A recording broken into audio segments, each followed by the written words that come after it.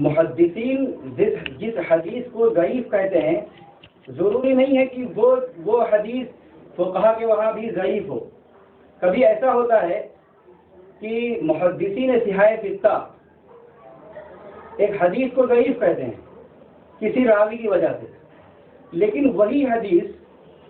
جب فقہاء کرام کے پاس ہوتی ہے، خاص کر امام ابو حنیفہ رحمۃ اللہ علیہ کے پاس، امام مالک رحمۃ اللہ علیہ کے پاس، تو وہ حدیث ضعیف نہیں ہوتی ہے. وجہ اس کی یہ ہوتی ہے کہ جس راوی کی وجہ سے بعض کے محدثین اس کو ضعیف کہتے ہیں، اس راوی کا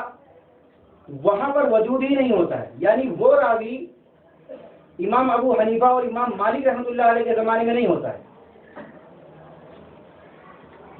وہ راوی بعد کا ہوتا ہے. یعنی وہ امام بخاری رحمۃ اللہ علیہ سے اس کی لقاء ثابت ہوتی ہے، ملاقات ہوتی ہے،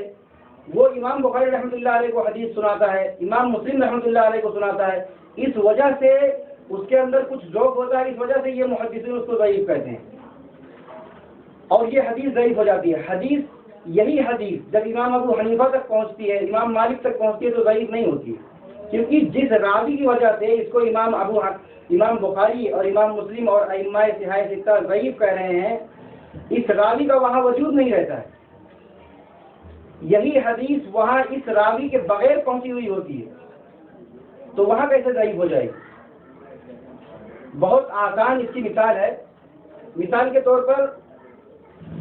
بخاری شریف کی پہلی حدیث انما الاعمال بالنیات، یہی حدیث جب امام بخاری رحمۃ اللہ علیہ تک پہنچی تو اس میں 5 راوی لگے، اس کے بعد 6ٹھے راوی امام بخاری رحمۃ اللہ علیہ. یہی حدیث جب امام ابو حنیفہ تک پہنچتی ہے تو صرف 3 راوی لگتے ہیں اور چوتھے امام ابو حنیفہ رحمۃ اللہ علیہ ہوتے ہیں. آپ دیکھیے یہ حدیث انما الاعمال بالنیات، یہ اس کے ایک راوی حمیدی ہیں، حمیدی سے امام بخاری رحمۃ اللہ علیہ نقل کرتے ہیں اس حدیث کو، اور حمیدی سفیان سے نقل کرتے ہیں، سفیان یحییٰ بن الانصاری سے نقل کرتے ہیں، یحییٰ بن الانصاری محمد بن ابراہیم سے نقل کرتے ہیں،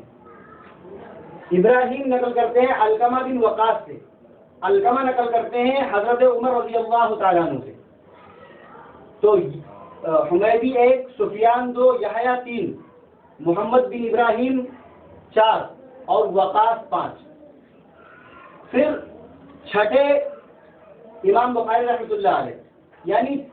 5 راوی درمیان میں لگے، تب حضرت عمر رضی اللہ تعالیٰ عنہ کی یہ حدیث امام بخاری رحمۃ اللہ علیہ تک پہنچی. یہی حدیث آپ دیکھیے، یہ حدیث تو بخاری شریف میں انہی سندوں کے ساتھ ہے اور انہی راویوں کے ساتھ ہے. یہی حدیث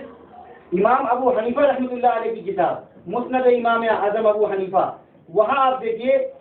تو وہاں آپ کو حمیدی نہیں ملیں گے، وہاں آپ کو سفیان نہیں ملیں گے. آپ دیکھیے یہی حدیث ہے، اس کو یحییٰ بن سعید نقل کرتے ہیں محمد بن ابراہیم سے، محمد بن ابراہیم نقل کرتے ہیں علقمہ بن وقاص سے، اور علقمہ بن وقاص نقل کرتے ہیں حضرت عمر رضی اللہ تعالیٰ عنہ سے. اب اگر بعد میں حمیدی اور سفیان کی وجہ سے یا اسی طریقے سے کسی راوی کے آ جانے کی وجہ سے امام بخاری رحمۃ اللہ علیہ اس حدیث کو ضعیف کہیں یا اس قسم کی حدیث کو ضعیف کہیں، تو وہاں امام بخاری رحمۃ اللہ علیہ کا ضعیف کہنا صحیح ہے، اس لیے کہ ان تک جب یہ حدیث پہنچی تو اس میں ایسے راوی پیدا ہو گئے تھے جو ضعیف تھے، جس کے حافظے میں کچھ کمزوری تھی، جن پر تدلیس مدلس تھے، وہ کچھ ان پر کلام کیا گیا تھا. لیکن امام ابو حنیفہ تک جب یہ حدیث پہنچی تھی تو ان راویوں کا وجود ہی نہیں تھا. یعنی یہ راوی امام ابو حنیفہ رحمۃ اللہ علیہ تک حدیث پہنچی تو یہ راوی وہاں اس حدیث میں موجود نہیں تھے، اور ان کے بغیر امام ابو حنیفہ رحمۃ اللہ علیہ تک یہ حدیث پہنچ گئی تھی. تو اگر یہ صورت ہو تو یہ نہیں سوچنا چاہیے کہ اس حدیث کو اگر بخاری نے کہا ہے ضعیف اور مسلم نے ضعیف کہا ہے تو گویا کہ فقہ حنفی میں یہ حدیث آ گئی اور یہ ضعیف ہی ہوگی. ایسا نہیں ہے، ضروری نہیں ہے. یہ تو میں ایک مثال دے رہا ہوں، اس کا مطلب یہ نہیں کہ انما الاعمال بالنیات والی حدیث ضعیف ہے. یہ حدیث ضعیف نہیں ہے، یہ تو شاذ ہے. اس کے بارے میں کسی نے ضعیف کا حکم نہیں لگایا، بلکہ یہ ایک شاذ ہے. میں ایک مثال دے رہا تھا کہ یہ صورتحال کبھی کبھی ہوتی ہے، ایسی بہت سی حدیثیں ہیں جس کو محدثین صحاح ستہ ضعیف کہتے ہیں،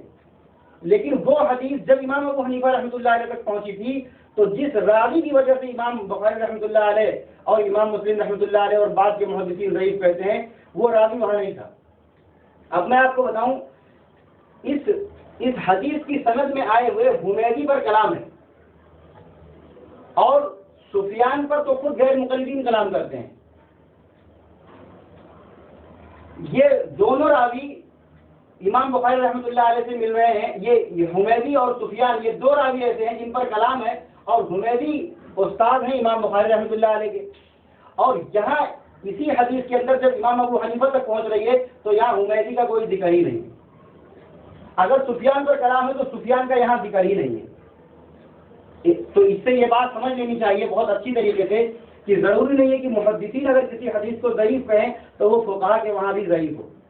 ایسا نہیں ہے، بلکہ کبھی ایسا ہوتا ہے کہ فقہا کے پاس دوسری سند ہوتی ہے، وہ سند یا تو محدثین کو مل نہیں سکی یا ملی تو اس کے اندر ضعیف راوی آ گیا تھا، اس لیے انہوں نے ضعیف کہا ہے۔ تو اس کے یہ بھی وجہ ہوتی ہے۔ کبھی ایسا ہوتا ہے کہ ایک راوی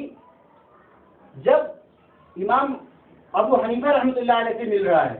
تو اس کا حافظہ قوی ہے، یعنی وہ جوان ہے اور اس کا حافظہ قوی ہے، لیکن وہی جب امام ابو حنیفہ رحمۃ اللہ علیہ کے بعد 30 سال بعد، 20 سال بعد، 40 سال بعد کسی محدث سے ملے گا تو اس کا حافظہ ویسے ہی رہے گا یا اس پہ کچھ ضعف آ جائے گا؟ ظاہر سی بات ہے کہ عمر بڑھنے سے، عمر زیادہ ہو جانے کی وجہ سے اس کے حافظے میں بھی کچھ ضعف آ جائے گا۔ تو یہ راوی جب بعد کے کسی محدث سے ملے گا اور وہ حدیث نقل کرے گا تو وہاں اس کا جب حافظہ کمزور ہوگا تو وہ محدث اس کو ضعیف کہے گا اور اس سے لی ہوئی حدیث کو ضعیف کہے گا، لیکن وہی راوی یہاں ہوگا تو اس کو ضعیف نہیں کہا جائے گا، کیونکہ جب یہ یہاں ملا تھا تو ضعیف تھا ہی نہیں۔ اس کے اور بھی بہت سے وجوہات ہوتے ہیں، یہ میں نے 2 مثالیں آپ کو دی۔